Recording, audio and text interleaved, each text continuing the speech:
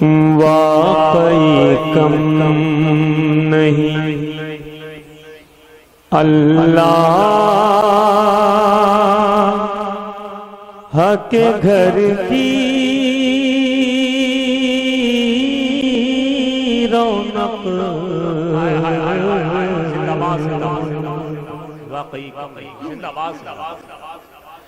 واقعی کم نہیں اللہ کے گھر کی رونق واقعی کم نہیں۔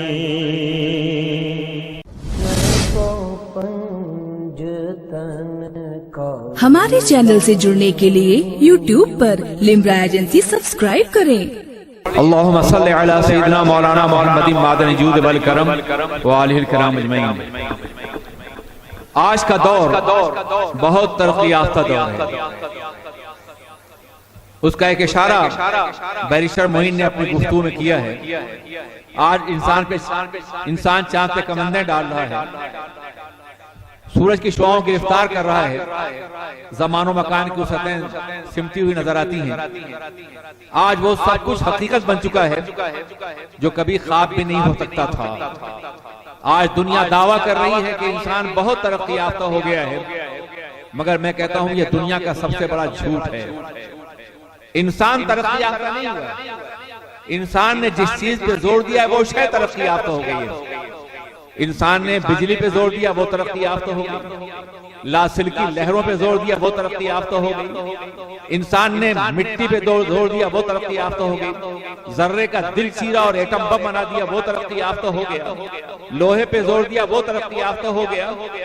انسان ترقی کر گیا ہوتا تو آج دنیا میں بھوک نہ ہوتی، انسان ترقی کر گیا ہو تو آج غریبوں کی آہیں نہ ہوتی، انسان ترقی کر گیا ہو تو آج فقیروں کے نالے نہ ہوتے، انسان ترقی کر گیا ہوتا تو آج بے بغی کا ماحول نہ ہوتا، انسان ترقی کر گیا ہو تو آج عراق کی سرزمین پہ خون نہ بہتا، انسان ترقی کر گیا ہوتا تو آج لیبیا درد سے کراہ نہ رہا ہوتا، انسان ترقی کر گیا ہوتا تو آج فلسطین میں خون نہ بہ رہا ہوتا، آج انسان ترقی کر گیا ہوتا تو آج کسی بیوہ کی آہ نہ ہوتی، کسی مجبور کا نعرہ نہ ہوتا۔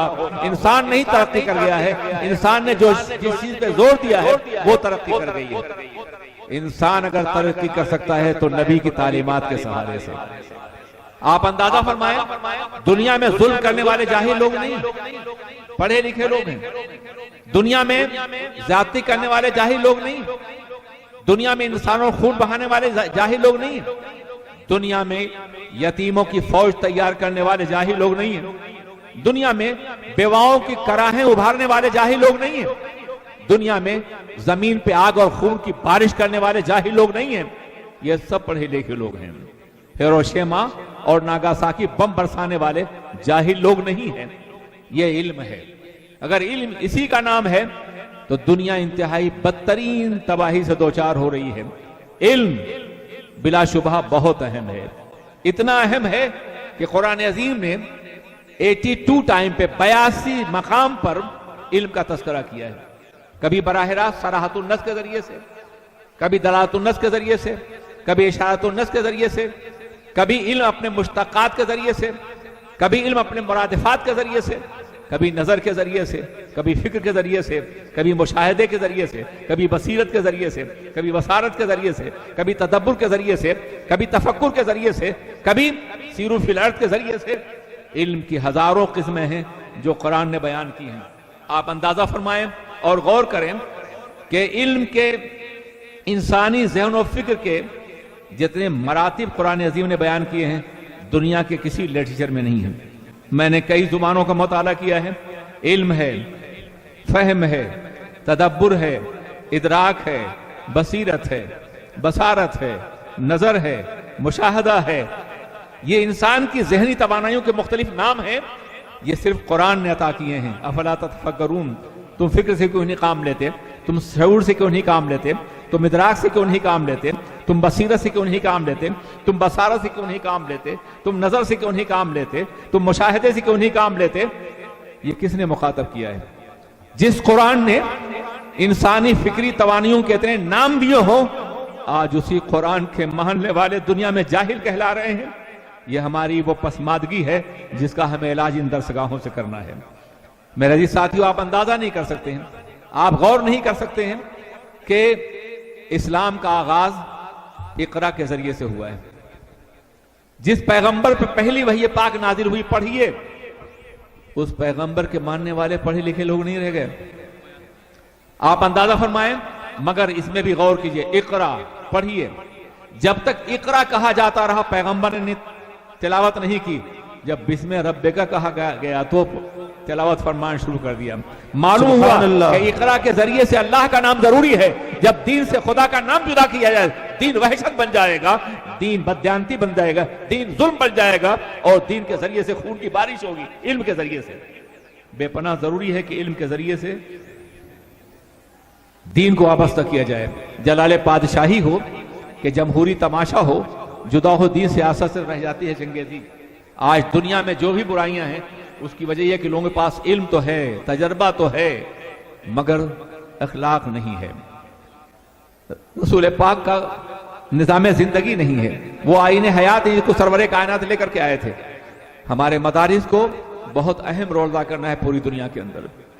आज दुनिया में इंसानियत को बचाया जा सकता है तो सिर्फ मदरसों के जरिए से बचाया जा सकता है। सुभान अल्लाह, हक है, हक है। दुनिया इस अहमियत को महसूस कर रही है कि कहीं मदरसे अपना रोल न अदा करना शुरू कर दें। यही वजह मदरसा टेररिज्म का मरकज है। मदरसा दहशतगर्दी की तालीम देता है। वल्लाह दुनिया में जितने भी मदारिस हैं वो अमन का पैगाम देते हैं, मोहब्बत का पैगाम देते हैं। दुनिया के मदारिस में कुरान अजीम की तालीमात पढ़ाई जाती हैं जो सरतासर मोहब्बत हैं, जो सरतासर इखलाक हैं। दुनिया में जब भी कोई ऐसा माशरा कायम हुआ है जो माशरा अमन का माशरा हो, तो खुल्क़े रसूल की बुनियाद पर कायम हुआ है, मोहब्बत रसूल की बुनियाद पर कायम हुआ है, और इस्लाम उसी की तालीम देता है। बिलाशुबह आप साइंस भी पढ़िए, बिलाशुबह आप रियाजी भी पढ़िए, बिलाशुबह मेडिकल साइंस भी पढ़िए, आप खलाओं में परवाज कीजिए, लेकिन खलाओं में परवाज करने के लिए जरूरी है कि इंसानी कदरों का एहसास भी आपके अंदर हो। आज हमने बहुत ज्यादती की है दुनिया के ऊपर। 15वीं सदी के बाद साइंस से हमारा रिश्ता टूट गया। 15वीं सदी तक पूरी दुनिया के उस्ताद हम थे, तालीम हम देते थे। फलकियात हमारा इल्म था, तबीयात हमारा इल्म था, साइकोलॉजी हमारे इल्म के जरिए से जानी जाती थी, नफ्सियात हमारा इल्म था, जिंदगी के सारे उलूम पर हमारा कंट्रोल था। यूरोप की दरसगाहों को हम तालीम देते थे। बरतानिया के बच्चे गरनाता की यूनिवर्सिटियों में दरखास्त लेके हाजिर रहा करते थे और शहनशाह लिखा करते थे हमारे बच्चों को दाखिल कर लीजिए। 1492 में स्पेन का जवाल हुआ और फिर हमारा इल्मी जवाल भी शुरू हुआ, जो आज मुसलसल चला जा रहा है, इसलिए कि हमने कुरान पाक को बिलाशुबह जिंदगी के आइन के कुछ गोशों का रहनुमा समझा, मगर कुरान पाक को पूरी जिंदगी और कामयाबियों के तमाम गोशों का रहनुमा हमने नहीं बनाया। वो कुरान जो फलकियात की बात करता है, वो कुरान जो तबीयात की बात करता है, वो कुरान जो अर्दियात की बात करता है, वो कुरान जो मावराए समावात की बात करता है, वो कुरान जो आलम लाहूत की बात करता है, वो कुरान जो आलम नासूत की बात करता है, वो कुरान जो माक़बले तखलीक की बात करता है, और वो कुरान जो माबाद तखलीक की बात करता है। वो कुरान अभी उसके इल्म का एक कतरा भी दुनिया हासिल नहीं कर सकी है। हमारी जरूरत, जिम्मेदारी है कि हम कुरान अजीम की तालीमात को आम करें। अजीज़ान मिल्लत इस्लामिया, आज बहुत से बच्चे कुरान पढ़ करके, हाफिज बन करके, कारी बन करके, आलिम बन करके दस्तार हासिल कर रहे हैं। ये बच्चे कौन से हैं? आज लोग डॉक्टर बनते हैं तो बड़ा मर्तबा होता है, इंजीनियर बनते हैं तो बड़ा नाम होता है, बैरिस्टर बनते हैं तो बड़ा नाम होता है। मैं अपने बेटे बैरिस्टर से कहता हूं जो फर्म चला रहा है कि बेटे तुमने अभी कुछ नहीं हासिल किया है। जब तक इल्म दीन नहीं है उस वक्त तक कोई हैसियत नहीं है तुम्हारी। दुनिया की दरसगाहों में जितने फलसफे पढ़ाए जाते हैं वो इंसानों के मुरत्तब किए हुए हैं। मेडिकल साइंस इंसानों की लिखी हुई है, रियाजी इंसानों की लिखी हुई है, साइंस के दूसरे शुबे इंसानों के तश्कील दिए हुए हैं। जितने भी उलूम पढ़ाए जाते हैं दरसगाहों में वो सब इंसानों के तश्कील करदा हैं, मगर इन बच्चों ने जो इल्म हासिल किया है وہ اللہ کا کلام ہے، قرآن ہے، اللہ کی کتاب ہے۔ سبحان اللہ، یاد سبحان اللہ، رکھیے حق کہ ہے۔ اللہ کے کلام میں جو فرق ہے اور انسانوں کے نصاب میں جو فرق ہے، وہی ایک بیرسٹر، وہی ایک ڈاکٹر اور ہمارے بچوں کے درمیان فرق ہے۔ دنیا کا بڑا سے بڑا تعلیم یافتہ بھی ہمارے کسی حافظ اور قاری کے قدموں کی خاک نہیں ہو سکتا۔ ہم دنیا کو قرآن پاک کی تعلیم دے رہے ہیں۔ درسگاہ بظاہر ایک یونیورسٹی کی درسگاہ نہیں معلوم ہوتی ہے، مگر یہاں سے جو بچے نکلیں گے وہ امن کے کا گہوارہ ہوں گے اور امن کی تعلیم دیتے ہوئے نظر آئیں گے۔ میں دنیا بھر بتاتا ہوں کہ میں چیلنج کرتا ہوں کہ تمہاری یونیورسٹیوں میں جس قدر کردار کی خرابی ہے، جس قدر زنا ہے، جس قدر وحشت پسند ہے، جس قدر بدکرداری ہے، وہاں سے نکلنے والے بچے جو دنیا میں کر رہے ہیں، وہاں سے ڈاکٹر بنتے ہیں، دھوکہ دیتے ہیں، بیرسٹر بنتے ہیں، فریب دیتے ہیں، وکیل بنتے ہیں، مکاری کرتے ہیں، سیاستداں بنتے ہیں، قوم کو لوٹتے ہیں، مگر ہمارا بچہ جب نکلتا ہے تو اصلاح کی بات کرتا ہے، سبحان اللہ، زندگی کی سبحان خطروں کی بات کرتا ہے، معاشرے کو سنوارتا ہوا نظر آتا ہے۔ حق ہے، حق ہے۔ ہم حقیقی طور پر اخلاقیات کے دائی ہیں۔ آپ اندازہ فرمائیں، آج لوگ کہہ رہے ہیں انسان خلاؤں میں پرواز کر رہا ہے، بلا شبہ پرواز کر رہا ہے، ہم مانتے ہیں، مگر قسم خدا کی خلاؤں میں پرواز کر کے آگ برسا رہا ہے، بمباری کر رہا ہے۔ قسم خدا کی اگر مسلمان نبی کے دین کے ساتھ خلاؤں میں پرواز کرتا تو آگ نہ برساتا، پھول برساتا، اس لیے کہ نبی کی رحمت گوارا نہیں کرتی کسی پہ زیادتی کی جائے، کسی کو ستایا جائے۔ ہمیں اس نظام کو عام کرنا ہے جو رحمت کا نظام ہے۔ آپ اندازہ فرمائیں، آقائے دو جہاں جب تشریف لائے دنیا میں اور دنیا کو دعوت دی تو کتاب کی طرف دعوت دی، حالانکہ پورا عربیہ دو قوموں کا استحصال کا شکار تھا، روم اور ایران کا۔ اگر کوئی سیاسی لیڈر ہوتے کہتے آؤ ہم اپنی زمین سے رومیوں کو نکالیں، ایرانیوں کو نکالیں، مگر ایسا نہیں کیا۔ وہ روم کے بھی نبی تھے، ایران کے بھی نبی تھے، کائنات کے ذرے ذرے کے نبی تھے، اس لیے انہوں نے دنیا کو کتاب کی طرف بلایا۔ اتر کر ہیرا سے سوئے قوم آئے اور ایک نسخے کیمیا ساتھ لائے۔ نتیجہ یہ ہوا کہ رومی جناب روم سے، صہیب رومی سلمان فارس سے، بلال حبشہ سے آئے، کتاب کی سوسائٹی کے ممبر بن گئے، اور ابو جہل گھر میں تھا، کتاب سے باہر کر دیا گیا۔ پتا چلا ہمارا معاشرہ کتاب کی بنیاد پہ ہے۔ جب کتاب کا معاشرہ قائم ہوگا تو اسلامی معاشرہ ہوگا، قرآن کا معاشرہ اسلامی معاشرہ ہوگا۔ عزیزان ملت اسلامی، آپ ذرا سوچئے کہ اللہ کے رسول جب جلوہ گر ہوئے تو مکے میں نہیں پورے حجاز میں 17 افراد لکھنا جانتے تھے، 17 افراد، لیکن جب آپ نے پردہ فرمایا تو 1,24,000 صحابہ کے ہاتھ میں قلم عطا فرما دیا تھا، اس لیے کہ نون والقلم کا تقاضا یہی تھا کہ قلم دیا جائے۔ لوح محفوظ کی بات کا مقصد یہی تھا کہ لوح محفوظ پڑھنے والی نگاہیں دی جائیں اور لوح محفوظ کی تصویر اتارنے والے قلم دیے جائیں، اور وہ آقا نے عطا فرمایا۔ آج وہ ہمارے ہاتھوں میں قلم نہیں ہے۔ اے اہل جہاں آؤ یہ جاگیر سنبھالو، ہم مملکت لوح و قلم بیچ رہے ہیں۔ ہماری بے علمی، ہماری پسماندگی نے ہمیں بہت پیچھے کر دیا ہے۔ آپ اندازہ فرمائیں اور غور کریں، کبھی آپ نے سوچا اور غور کیا کہ اسلام سے پہلے کے زمانے کو دور جاہلیت کہتے ہیں، اسلام کے بعد کے زمانے کو دور اسلام کہتے ہیں؟ اسلام اور جاہلیت میں منافات ہے یا تضاد ہے؟ کیا ہے آخر؟ اگر اسلام سے پہلے کا دور جاہلیت تھا تو اسلام کا دور علم ہونا چاہیے۔ اگر اسلام کے بعد اسلام کا دور دین اسلام ہے تو اسلام سے پہلے کے دور کو دور جاہلیت، دور فقہ کہنا چاہیے تھے۔ لیکن تاریخ بتاتی ہے، مورخین واضح کرتے ہیں کہ اسلام سے پہلے کا دور جاہلیت تھا، اسلام کا دور اسلام ہے۔ پتا چلا جہاں جاہلیت ہوگی وہاں اسلام نہیں ہوگا، اور جہاں اسلام ہوگا وہاں جاہلیت نہیں ہوگی۔ نعرہ تکبیر، نعرہ رسالت، حضور مفکر اسلام، حضور معین ملت، نعرہ تکبیر۔ یہی وجہ کہ اسلام کے ساتھ ہی دنیا نے علم کی طرف قدم اٹھایا، علم کے میدان میں دنیا آگے بڑھی، مسلمان معلم بن کے آگے گیا، مگر کیسے؟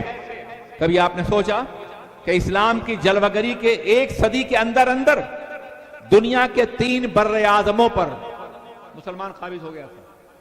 1 صدی کے اندر یورپ پر، ایشیا پر اور افریقہ پر، یہی 3 بر اعظم روشنی میں تھے۔ آسٹریلیا کا وجود نہیں تھا، امریکہ کا وجود نہیں تھا، حصی وجود نہیں تھا، کینیڈا کا وجود نہیں تھا۔ یہ 3 بر اعظم جو علم کے بر اعظم تھے یہی روشنی میں تھے، اور اسلام نے ان تینوں بر اعظموں پر 1 صدی کے اندر کنٹرول کیا. جناب عمر فاروق نے 35 لاکھ مربع میل میں اسلام داخل فرمایا. ایسا کیوں؟ سبحان اللہ. مسلمان صحرائے عرب سے نکلا. ہوتا یہ کہ جب انسان کسی مشکل زمین سے نکلتا ہے اور آرام کی زمین پہنچتا ہے تو اپنا سب کچھ بھول جاتا ہے. مسلمان صحرا سے نکلا، روم کی زمین پہ پہنچا. روم کے جلووں نے بلایا ہوگا مگر دامن نگاہ بچائے بچائے گزر گیا. خیرہ نہ کر سکا مجھے جلوے دانش فرنگ، سرما تھا میری آنکھ کا خاک مدینہ و نجف. یہی مسلمان ایران پہنچا. ایران کے جلووں نے آواز دی ہوگی، شعلہ سرخ اور رخ سرخ نے بھی مخاطب کیا ہوگا، مگر آتش کدے کنارے اللہ کی کبریائی بیان کرتا ہے اور 4 صدی کے اندر پورے ایران کو اسلام میں داخل کر دیتا ہے. سبحان اللہ. یہی مسلمان انڈیا پہنچا. دریا کے گنگا کے کنارے اس نے وضو کیا اور اللہ کی تکبیر بلند کی. اے آب رود گنگا وہ تن ہے یاد تجھ کو، اترا تیرے کنارے جب کارواں ہمارا. 1 صدی کے اندر چائنا ہو، افریقہ ہو، روم کے علاقے ہو، فلسطین کی سرزمین ہو یا ہندوستان کی سرزمین ہو، افغانستان کا علاقہ ہو یا انڈونیشیا کا علاقہ ہو، ملیشیا کی سرزمین ہو، اسلام ان تمام جگہوں میں پھیل گیا تھا.